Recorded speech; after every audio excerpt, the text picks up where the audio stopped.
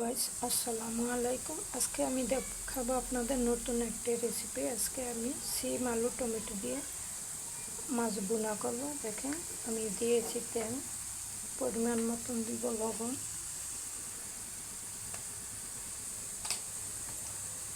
হলুদের গুঁড়া, মরিচের গুঁড়া,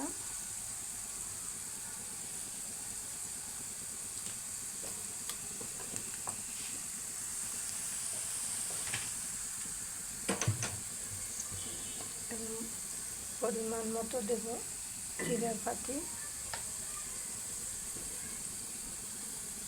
দিয়ে আমি